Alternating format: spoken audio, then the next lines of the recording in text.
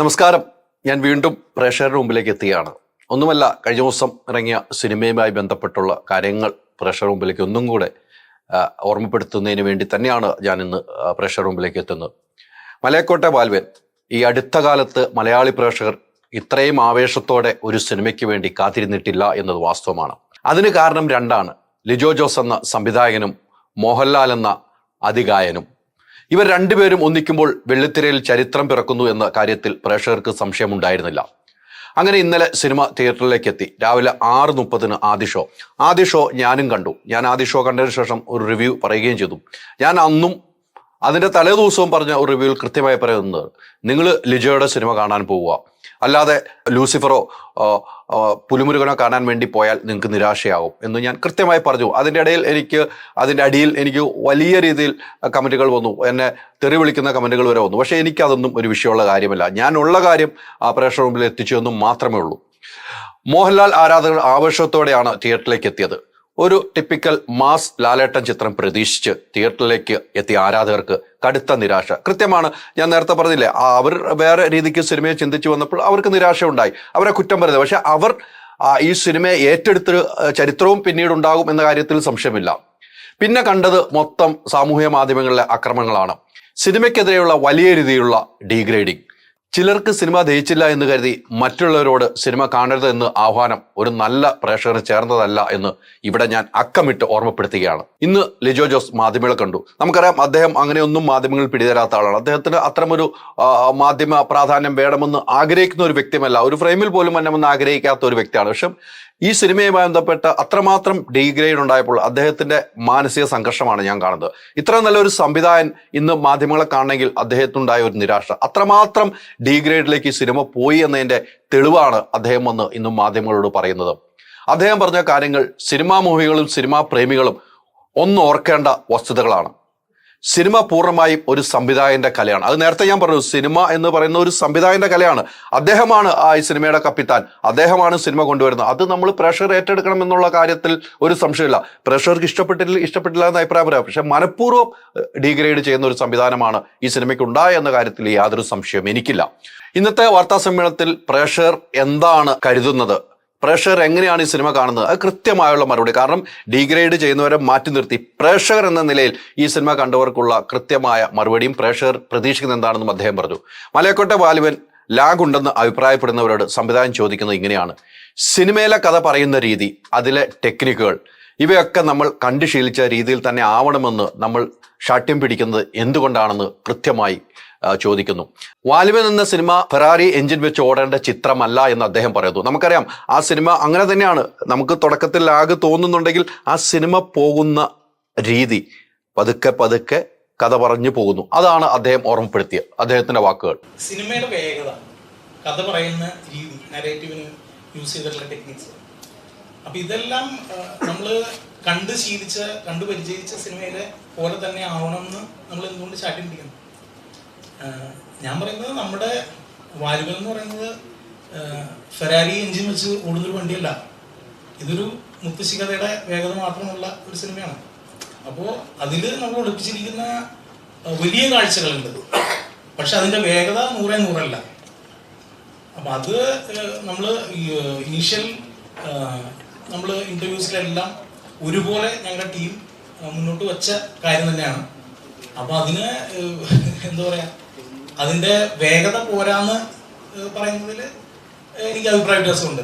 പിന്നീട് മറ്റൊരു വലിയ വിവാദങ്ങൾ ഇവിടെ ഉണ്ടായി. പല പോസ്റ്ററുകളും ട്രോളുകളും ഉണ്ടായി. അദ്ദേഹത്തിന്റെ അരുമ ശിഷ്യനായ ടിനു പാപ്പച്ചൻ പറഞ്ഞ ഒരു കാര്യമാണ്: ഞാൻ സിനിമ കാണുകയാണെങ്കിൽ തിയേറ്ററിന് പുറത്ത് നിന്ന് കാണും, കാരണം തിയേറ്റർ കുലുങ്ങുന്നത് തനിക്ക് കാണണമെന്ന് പറഞ്ഞു. ഇതേക്കുറിച്ച് ചോദിച്ചപ്പോൾ കൃത്യമായ മറുപടിയാണ് ലിജോ ഇന്ന് മാധ്യമങ്ങൾക്ക് നൽകിയത്. ടിനുവിനെ സംബന്ധിച്ച്, ടിനു ഫിലിം മേക്കറെന്നും എൻ്റെ അസോസിയേറ്റ് ആയിട്ട് വർക്ക് ചെയ്ത ആളെന്നുള്ളതിലുപരി ഒരു എക്സൈറ്റിംഗ് സിനിമ കാണാൻ വളരെ ആഗ്രഹമുള്ള ഒരു ഓഡിയൻസിൽപ്പെട്ട ഒരാൾ കൂടിയാണ്. അപ്പൊ അത്തരത്തിലൊരാള് ഉള്ളിൽ തട്ടി ഒരു അഭിപ്രായം പറഞ്ഞാണ്. അതിനകത്ത് വേറെ ഒന്നുമില്ല. അതിപ്പോ എന്നെ വിളിച്ച് പറഞ്ഞു കഴിഞ്ഞാൽ ഞാൻ പറയാതെ തന്നെ പറഞ്ഞെന്ന് ചോദിക്കും. പക്ഷെ അത് ടിനുവിന്റെ പേഴ്സണൽ ഒപ്പീനിയൻ അല്ലേ. മറ്റ് പല ചോദ്യങ്ങൾ ഉണ്ടാകുമ്പോഴും അദ്ദേഹം കൃത്യമായി മറുപടി പറയുന്നത് സ്ഥിരം സിനിമയിൽ കാണുന്ന നായക സങ്കല്പമല്ല ലിജോ എന്ന സംവിധായകൻ ഉള്ളത്. ചുറ്റിക വെച്ച് തലയൊട്ടി അടിച്ചു തകർക്കുന്ന ഹീറോ അല്ല നമുക്ക് വേണ്ടതെന്ന് അദ്ദേഹം മാധ്യമങ്ങൾക്ക് മുന്നിൽ വ്യക്തമാക്കുന്നുണ്ട്. കൊറോണയ്ക്ക് ശേഷം ഇത്രയും വലിയ ദുരന്തങ്ങൾ കഴിഞ്ഞ് വന്ന ആളുകൾ എന്തിനാണ് ഇത്ര വിദ്വേഷം അങ്ങോട്ടും ഇങ്ങോട്ടും വെക്കുന്നതെന്ന് അദ്ദേഹം ചോദിക്കുന്നുണ്ട്. കൃത്യമാണ്, നമ്മൾ കൊറോണ കാലത്ത് നമ്മളെല്ലാവരും എങ്ങനെയാണ് കഴിഞ്ഞത്, പിന്നീട് അങ്ങ് വന്നപ്പോൾ ഇതെല്ലാം മറന്നുകൊണ്ട് അങ്ങോട്ടും ഇങ്ങോട്ടുമുള്ള ഒരു ഫൈറ്റിലേക്ക് പോകുന്നു. ആ കാര്യമാണ് അദ്ദേഹം അവിടെ സൂചിപ്പിച്ചത്. ഇത്രയും വൈരാഗ്യത്തോടുകൂടി നമ്മൾ ജീവിക്കേണ്ട ആവശ്യമുണ്ടോ എന്ന് ഞാൻ എപ്പോഴും ചിന്തിക്കാറുണ്ട്. രാവിലെ തുറന്ന നമ്മൾ അത്രയും ഹീറ്റ് ആണ് ആൾക്കാർ സ്പ്രെഡ് ചെയ്യുന്നത്, അതിന് മാത്രം ബുദ്ധിമുട്ടുണ്ടാക്കുന്നത് സമൂഹത്തിൽ. അതായത് ഞാൻ പറയുന്നു, ഈ ചിറ്റി വെച്ച് മറ്റേ തലയോട്ടി അടിച്ചു തകർക്കണ ഹീറോ അല്ല നമുക്ക് വേണ്ടത്. ഒരു തർക്കമില്ല അതിനകത്ത്. Especially after corona, post corona നമ്മളെല്ലാവരും ഇത്രയും വലിയ പ്രശ്നങ്ങളിലൂടെ കടന്നു പോകുന്ന ഒരു സമൂഹമാണ്. അതായത് ഇന്ത്യ വേൾഡ് എന്നുള്ള നിലയിൽ, ഇപ്പോൾ കേരളം എന്നുള്ള നിലയിൽ നമ്മൾ അത്രയും വലിയൊരു പ്രളയം കടന്നു പോകുന്ന ആളുകളാണ്. അത് കഴിഞ്ഞ് കൊറോണ പോലെ ഇത്രയും വലിയൊരു ഇവന്റ് കഴിഞ്ഞ് വന്ന ആളുകൾ എന്തിനാണ് ഇത്രയും വിദ്വേഷം അങ്ങോട്ടും ഇങ്ങോട്ടും വെക്കുന്നത് എനിക്ക് മനസ്സിലാവുന്നില്ല. ഫാൻസ് ഉദ്ദേശിക്കുന്ന രീതിയിൽ സിനിമ എത്തിയില്ല എന്ന് വിമർശനത്തിന് ലിജോ കൃത്യമായി മറുപടി പറഞ്ഞു. ഈ സിനിമ ഒരിക്കലും ഒരു മാസായി ആരാധകർക്ക് വേണ്ടി എടുക്കുന്ന ഒരു സിനിമയാണെന്ന് എവിടെയും ആരും പറഞ്ഞിട്ടില്ലെന്ന് അദ്ദേഹം വ്യക്തമാക്കുന്നു. ഒരു അമർചിത്ര കഥ എന്ന് വെച്ചാൽ ഒരു മുത്തശ്ശി കഥയാണ് എന്ന് എല്ലായിടത്തും പറഞ്ഞിട്ടുണ്ടെന്ന് അദ്ദേഹം വ്യക്തമാക്കുന്നു. നമ്മൾ ഒരു പോയിന്റിലും പറഞ്ഞിട്ടില്ല ഇത് മാസിയായിട്ട് ഫാൻസിന് വേണ്ടി എടുക്കാൻ പോകുന്ന ഒരു സിനിമയാണെന്ന് ഒരു പോയിന്റിലും പറഞ്ഞിട്ടില്ല. നമ്മൾ കൃത്യതയോടുകൂടി പറഞ്ഞിട്ടുണ്ടായിരുന്നു, ഇത് ഒരു അമർചിത്ര കഥാ സ്വഭാവമുള്ള എപ്പിസോഡിക്കലായിട്ടുള്ള ഇവന്റ്സ് ഉള്ള ഒരു യോദ്ധാവിന്റെ യാത്ര ആണ് നമ്മൾ ഫോളോ ചെയ്യുന്നത്. അപ്പൊ കഥയുടെ നരേറ്റീവില് യോദ്ധാവിനൊപ്പം നമ്മൾ ഇടവഴിന്ന് കയറാണ്. ഇടവഴിന്ന് കയറിയും ഓരോ ഇൻസിഡൻസിലും ഉള്ളിലേക്ക് വരുന്ന കഥാപാത്രങ്ങൾ അയാൾ പരിചയപ്പെടുന്നതോടൊപ്പമാണ് ഓഡിയൻസ് പരിചയപ്പെടുന്നത്. സിനിമയെ ഡീഗ്രേഡ് ചെയ്യുന്നതുമായുള്ള ചോദ്യങ്ങൾക്ക് കൃത്യമായി മറുപടി അദ്ദേഹം നൽകുന്നുണ്ട്. അദ്ദേഹം പറയുന്ന ഇപ്രകാരമാണ്: അതിരാവിലെയുള്ള ഷോ കണ്ട് പറയുന്നവരുടെ അഭിപ്രായമായിരിക്കില്ല സിനിമയ്ക്ക് ലഭിക്കുന്ന മൊത്തമായുള്ള അഭിപ്രായം എന്നാണ്. അത് കൃത്യമാണ്. അതിരാവിലെ പോകുന്നവർ ഫാൻസ് ആയിരിക്കാം, അല്ലെങ്കിൽ ഈ സിനിമയുടെ പ്രൊഡ്യൂസർമാരെ വിളിക്കുന്ന അല്ലെങ്കിൽ സംവിധായകർ വിളിക്കുന്ന ആളുകളായിരിക്കുമ്പോൾ അവർ എല്ലാ സിനിമയുടെ പൊതു അഭിപ്രായം എന്ന് കൃത്യമായി അദ്ദേഹം പറയുന്നുണ്ട്. വൈരാഗ്യ ബുദ്ധിയോടെ പെരുമാറുന്നത് എന്തിനെന്നും ലിജോ ചോദിക്കുന്നു. ഈ സിനിമ കണ്ടിട്ട് പിന്നീട് ഉള്ള അഭിപ്രായം വരുന്നതും എന്തിനാണ് വൈരാഗ്യ ബുദ്ധിയോടുകൂടി പെരുമാറുന്നുള്ള ചോദ്യമാണ് അദ്ദേഹം ഉന്നയിച്ചത്. ആ കൃത്യമായ ചോദ്യമാണെന്ന കാര്യത്തിൽ യാതൊരു സംശയം എനിക്കില്ല. ഞാൻ പറയുന്നത് റിവ്യൂസ് അത് കൂടുതൽ സ്റ്റാർസ് എന്നുകൊണ്ട് ആ സ്റ്റാർസ് ഷർട്ടി തുന്നി നടക്കുകയോ ഓരോ സ്റ്റാർസ് എന്നുകൊണ്ട് അതൊക്കെ കൂട്ടി വെച്ച് എണ്ണ ചെയ്യുന്ന ഒരാളല്ലേ. അപ്പൊ അതുകൊണ്ട് അങ്ങനെ ഒരു പ്രശ്നമേ ഉള്ളതായിട്ട് എനിക്ക് തോന്നുന്നില്ല. ഇത് ഓരോരുത്തരും അവരവര് നമ്മുടെ മലയാളത്തിന്റെ മോഹൻലാൽ മലയാളത്തിന്റെ സിനിമ അതിനെ കൺസിഡർ ചെയ്യണമെന്ന് എനിക്ക് സ്ട്രോങ് ആയിട്ട് തോന്നുന്നു. രാവിലത്തെ ഷോസ് രൂപപ്പെടുത്തുന്ന ഒരു അഭിപ്രായമുണ്ട്. അത് എപ്പോഴും സത്യമാണെന്നില്ല. അത് രാവിലെ 6 മണിക്കും 6:30ക്കും കാണുന്ന ഒരു ഓഡിയൻസും വൈകുന്നേരം വളരെ സെറ്റിൽഡ് ആയിട്ടുള്ള റിലാക്സ്ഡ് ആയിട്ടുള്ള മൈൻഡോട് കൂടി വരുന്ന ഓഡിയൻസും രണ്ടാണ്. അപ്പോൾ ഞാൻ പറയുന്ന ആദ്യം ഇറങ്ങുന്ന ഓഡിയൻസ് പറഞ്ഞു പരത്തുന്നത് ആണ് എല്ലാവരുടെയും വൈബായി മാറുന്നത്. അത് അൺഫോർച്ചുനേറ്റ്ലി നമ്മൾ അത്രയും വളരെ ഇൻവോൾവ് ആണ് സോഷ്യൽ മീഡിയയും. നമുക്ക് നമ്മുടെ അഭിപ്രായ രൂപീകരണത്തിന് ഭയങ്കര ഒരുപാട് സ്വാധീനിക്കപ്പെടുന്നുണ്ട് ഇത്തരത്തിലുള്ള ജനറലി നമ്മൾ കാണുന്ന പോസ്റ്റുകളും ആളുകളുടെ കമന്റ്സും ഇതെല്ലാം. അതായത് സോഷ്യൽ മീഡിയ ഒരു വാർ ഗ്രൗണ്ടായി മാറാണ്. വലിയ വൈരാഗ്യത്തോടു കൂടി ആളുകൾ ഒരു സിനിമയെ അറ്റാക്ക് ചെയ്യണം. എന്തിനാണെന്ന് എനിക്ക് ഇതുവരെ മനസ്സിലായിട്ടില്ല. അതുപോലെ തന്നെ മോഹൻലാൽ അയോധ്യ വിഷയവുമായി ബന്ധപ്പെട്ട് മോഹൻലാൽ അയോധ്യയിലേക്ക് ക്ഷണം കിട്ടിയപ്പോൾ പോയില്ല എന്ന് പറഞ്ഞൊരു വാർത്ത വന്നു. അന്ന് തൊട്ട് അദ്ദേഹത്തിനെ വേട്ടയാടുന്ന ഒരു സമൂഹം ഉണ്ടായിരുന്നു. അത് ആരാണെന്ന് നമുക്ക് പോലും അറിയില്ല. അവർക്ക് ഐഡിയ ഉള്ളവരാണോ എന്നും പോലും അറിയില്ല. ഇതേക്കുറിച്ചുള്ള ചോദ്യത്തിനും ഡീഗ്രേഡ് നടക്കുന്നുണ്ടോ എന്ന ചോദ്യത്തിന് കൃത്യമായ മറുപടിയാണ് ലിജോ ഇന്ന് നൽകിയത്.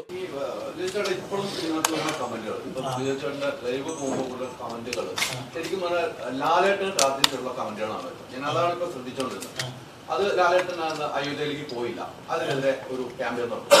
ഉറപ്പായിട്ടും ഈ സിനിമയ്ക്കെതിരെ അല്ല, ഞാനിപ്പോ ഇത് കമന്റ് കണ്ടത് ജസ്റ്റ് ചോദിക്കണം. ഇപ്പോഴും വരുന്ന കമന്റ് ഇത് തന്നെയാണ് ഞങ്ങൾ ഈ സിനിമയെ പരാജയപ്പെടുത്തുന്നതാണ്.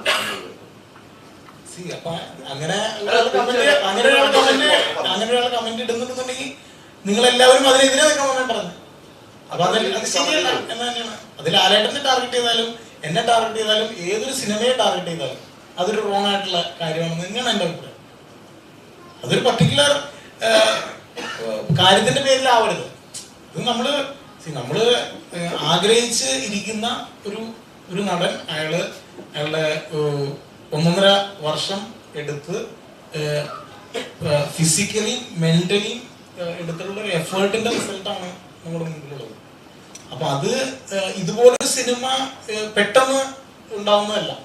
അപ്പൊ അത് കാണാതെ പോയത് ആൾക്കാര്. അപ്പോൾ ഇത്തരത്തിലുള്ള വളരെ സില്ലി ആയിട്ടുള്ള കമന്റ്സും കാര്യങ്ങളും നമ്മൾ ശ്രദ്ധിക്കുക പോലും ചെയ്യാതിരിക്കുക എന്ന് മാത്രമാണ് എനിക്ക് പറയാനുള്ളത്. എന്തായാലും ഇന്ന് കൃത്യമായുള്ള വാർത്താ സമ്മേളനം ലിജോ നടത്തിയിട്ടുണ്ടെങ്കിൽ ലിജോ പറയുന്ന കാര്യങ്ങൾ കൃത്യമായി അക്കമിട്ട് തന്നെയാണ് നമ്മൾ പറയുന്നത്. ഒരു കാര്യം എനിക്ക് വ്യക്തമാണ്, ഒരു സിനിമയെ നശിപ്പിക്കാൻ ചില ആളുകൾ ഇറങ്ങി തിരിച്ചാൽ അവരെ തിരുത്താൻ നമുക്ക് കഴിയില്ല. അതോടൊപ്പം തന്നെ ലിജോയുടെ അടുത്ത് മറ്റൊരു ചോദ്യം ചോദിക്കുകയുണ്ടായി. റിവ്യൂയെ കുറിച്ച് ചോദിച്ചു. റിവ്യൂ ചെയ്യുന്നവരെ കുറിച്ച് ചോദിച്ചപ്പം അതൊന്നും താൻ കാണാറില്ല എന്ന് അദ്ദേഹം പറഞ്ഞു.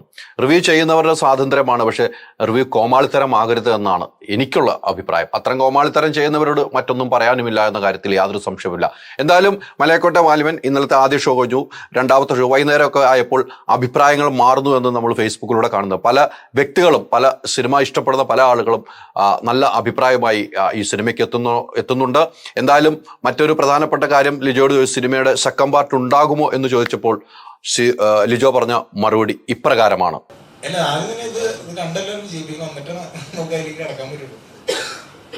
അത് ഉറപ്പായിട്ടും നമ്മൾ അതിനെപ്പറ്റി ഒരുപാട് ഡിസ്കഷൻസ് നടത്തിയതാണ്. അത് ഒരു ഓൺഗോയിങ് പ്ലാൻ ആണ്. പക്ഷെ ഇത് ഒരു സാഹചര്യത്തിൽ തന്നെയാണ്. ഇങ്ങനത്തെ എന്ത് സാഹചര്യം ഒന്ന് കൺസിഡർ ചെയ്താൽ മാത്രമാണ് നമുക്ക് അതിലേക്ക് കിടക്കാൻ സാധിക്കുള്ളൂ.